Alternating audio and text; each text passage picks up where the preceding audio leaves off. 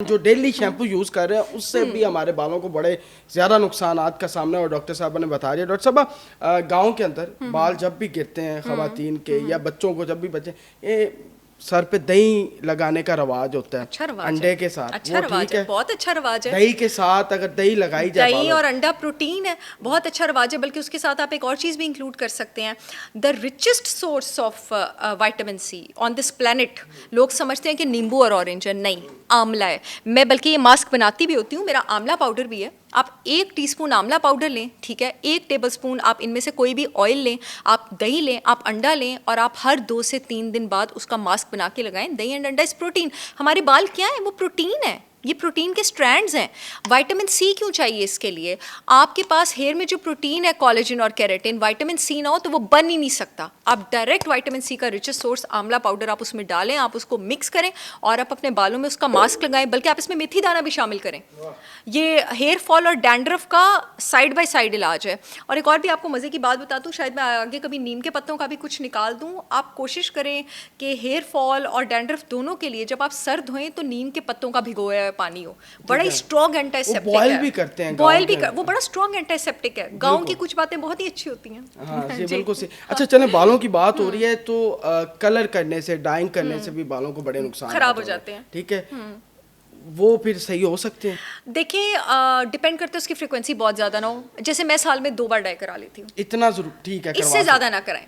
साल में मैं 2 बार। जो बाल सफ़ेद होना शुरू हो जाते हैं इसी वजह से, ठीक है। अब बहुत सारी खवातीन हैं जो मीडिया फील्ड से हैं, कुछ मॉडलिंग कर रही हैं, उनकी तो ज़रूरत है बालों को डाइंग करवाना, बालों की स्टाइलिंग करवाना।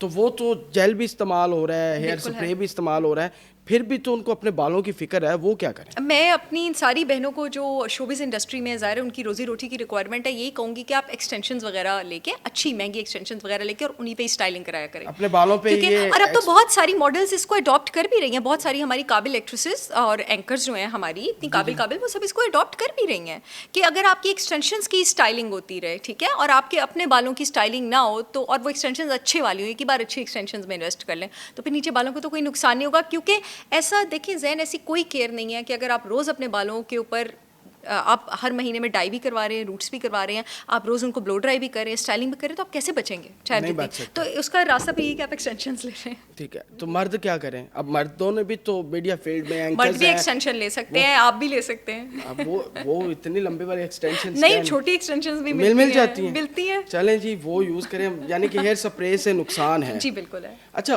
पुराने ज़माने में खवातीन मेहंदी लगाया करती थी, बहुत अच्छा करती थी, वो ठीक है, बहुत अच्छी है, वो लगा बहुत अच्छी है बालों के लिए, वो मजबूत है और एक ही टॉवल होता है घर में, सारे इस्तेमाल कर। तो बहुत ही बुरी बात है, ये तो हाइजीन के लिहाज से ही बुरी बात है।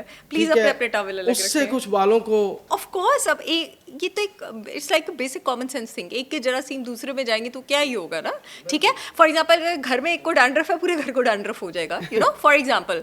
या किसी को कोई, और ये तो बेसिक हाइजीन के हिसाब से ही गलत और गंदी बात है, बट अनफॉर्चुनेटली ये होता है। एक आपने बच्चों की मुझसे सवाल मैंने पूछा कहा कि बच्चों में जब बालों का बड़ा होता है कि बच्चे जब पैदा होते साथ ही जो है उनके बाल नहीं बढ़ रहे होते, तो वो कहते हैं जी इसकी टिंड करवा दें। टिंड करवाना इज़ नॉट द हल। अगर आपके बच्चों के बाल नहीं बढ़े, इसका मतलब है बच्चों में न्यूट्रिशनल डेफिशिएंसीज हैं। जब आपको न्यूट्रिशनल डेफिशिएंसीज होती हैं ना, अब न्यूट्रिएंट्स मेरे जिस्म का हर फंक्शन कंट्रोल कर रहे हैं, मेरा सांस लेना भी, मेरे दिल का फंक्शन भी, मेरे हाजमे का फंक्शन भी। अगर हमारे जिस्म में न्यूट्रिएंट्स कम होते हैं तो हमारा दिल बंद नहीं होता, हमारा जिस्म पहले गैर ज़रूरी फंक्शंस को बंद करना शुरू करता है एज एन अलार्म कि भाई अब ये मसला हो रहा है और आगे को बड़ा मसला भी हो जाएगा। तो एज एन अलार्म मेरी बॉडी क्या करेगी? नाखून टूटना शुरू हो जाएंगे, बाल गिरना शुरू हो जाएंगे, आईब्रोज ख़राब होना शुरू हो जाएंगी, है ना, स्किन ख़राब होना शुरू हो जाएगी। लेकिन दिल तो डायरेक्ट बंद नहीं होगा, दिल बंद होते होते 15-20 साल लगेंगे। तो इसका मतलब है कि न्यूट्रिएंट्स कम है। अगर आपके बच्चे के बाल नहीं उग रहे हैं, बच्चे की डाइट में प्रोटीन नहीं है, गुड फैट नहीं है, बच्चे की डाइट में आयरन नहीं है, बाल कब उगेंगे? हेयर फॉलिकल्स की ग्रोथ कब होगी? जब ब्लड ऑक्सीजन लेके स्कैल्प तक पहुंचेगा। ब्लड ऑक्सीजन लेके स्कैल्प तक पहुंचेगा ही नहीं तो हेयर फॉलिकल्स की ग्रोथ कैसे होगी? बिल्कुल सही कह रहे हैं, सही बातें कर रही हूँ ना बच्चों की। और यानी कि वो करवाने की कोई जरूरत जी नहीं। बिल्कुल। और दूसरी उससे कोई बात, फायदा नहीं है, उससे कोई वैसे तो टिंडें करवानी चाहिए शुरू में ताकि वो आपके हेयर ग्रोथ फेजेस अच्छे होते हैं, लेकिन उसका इलाज नहीं है, ठीक है। दूसरी बात जो मैं आपको बताना चाहती हूँ, लेकिन बड़े भी जो मर्द हजरात है वो भी जब भी बाल गिरना शुरू होते हैं तो सबसे नहीं, पहले this is no solution, this is no solution. आप अपने DHT के लेवल्स चेक कराएं, आपके DHT के लेवल ज़्यादा होंगे और जो सोल्यूशंस मैंने आपको बताए हैं वो आप करें। और अगर कुछ एज के बाद, मैं इस क्वेश्चन का आंसर कंप्लीट करना चाहूँगी, बच्चे 7-8 8-9 साल के और एकदम उनका गंजपन हो जाए तो प्लीज़ उनका ब्लड का ANA टेस्ट कराएं, एंटी न्यूक्लियर एंटीबॉडीज़, ये ना उनकी बॉडी में कोई ना कोई ऑटो इम्यून डिजीज़ हो रहा हो। मोस्टली मेरे पास है ना, आप यकीन करें, इतने सारे बच्चे जो थे वो सीलियक डिजीज़ के पेशेंट थे, उनको ग्लूटेन एलर्जी थी और उनकी गंज हो रही थी, मैंने उनका ग्लूटेन छुड़वाया और उनके बाल वापस आ गए। बड़ी बड़ी बात है। लेकिन वो जो मर्द हैं, जो मतलब नौजवान है, नौजवानों का भी ग्लूटेन, जिनको सीलिया का ग्लूटेन छुड़वा के बाल वापस आ जाते हैं। अक्सर लोगों में गंजपन की वजह मैं आपको बता दूं ग्लूटेन एलर्जी होती है, पता नहीं फी सबीलिल्लाह, हो सकता है इस बात से काफी लोगों का फायदा हो जाए, गंदुम छोड़ के बाल वापस आ जाते हैं, जिनका डायग्नोज नहीं होता। जो का आटा खाएं, ग्लूटेन फ्री रहे। अच्छा, साबुन से बाल धोए जाते हैं, नहीं, उसका क्या नुकसान साबुन है? में भी आपके पास SLS है, साबुन में SLS नहीं है। मैंने आपको पहले ही बताया है कि जो भी आपने हेयर प्रोडक्ट इस्तेमाल करना है वो आपने SLS फ्री इस्तेमाल करना है। और ऑयल कौन सा बेहतर है?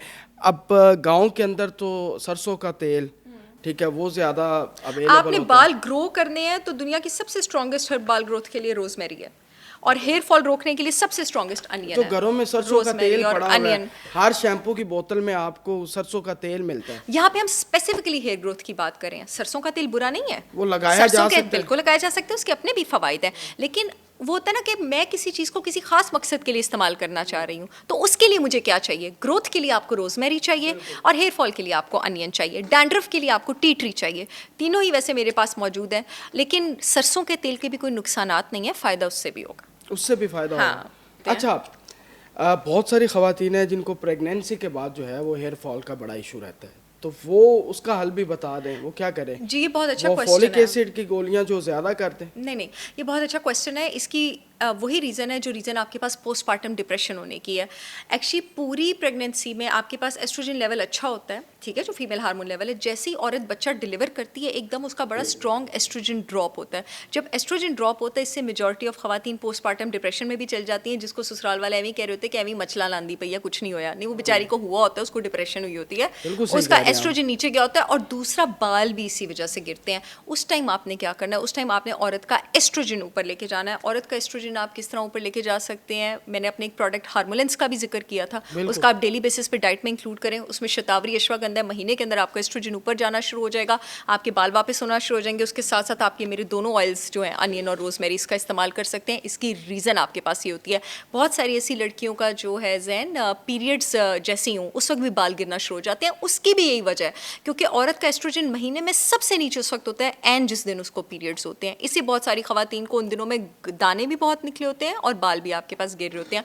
आपने मुझसे पूछा था कि डाइट का, मैं आपको एक खास उन दिनों में डाइट भी क्या होनी चाहिए खवातीन की? उन दिनों में, पीरियड्स के दिनों में, और उसके अलावा क्योंकि पीरियड्स के दिनों में खवातीन चॉकलेट का भी इस्तेमाल बहुत ज़्यादा करते हैं ताकि पेन का, मूड बेटर, ठीक है, और कॉफ़ी का भी, वो भी बेहतर है बालों के लिए। अच्छा, कॉफ़ी इज़ नॉट बैड। अगर आप ब्लैक कॉफ़ी लेते हैं, जैसे अभी मैं पी रही हूँ, तो black coffee is very good. Chocolate, अगर आप डार्क चॉकलेट लेते हैं तो डार्क चॉकलेट आपके लिए बहुत अच्छी है, जिसका कंटेंट, ककाओ कंटेंट 80% से ऊपर हो। लेकिन हमारे यहाँ पे लोग मीठी चॉकलेट और जंक फूड लेते हैं। आपने जंक फूड नहीं लेना है। वैसे भी कभी भी अगर आपको हार्मोनल डिस्टर्बेंस हो, क्योंकि जंक फूड आपके ब्लड शुगर लेवल्स को डिस्टेबलाइज करता है, ऊपर नीचे करता है, और उसकी वजह से आपका हार्मोन और ज़्यादा ऊपर नीचे होता है। अगर आप चाहते हैं कि आपकी हेयर ग्रोथ पे बेटर असर हो, आप कीटो करें। कीटो जो है वो आपके ब्लड शुगर लेवल्स को स्टेबलाइज रखती है, अच्छा रखती है। कीटो के साथ अगर आप ये सारे हर्ब्स वगैरह करते हैं over the period of time, आप यकीन करें, आप नोट करेंगे 3-4 महीने में हेयर ग्रोथ क्या, आपकी एक्ने भी गायब हो जाएगी।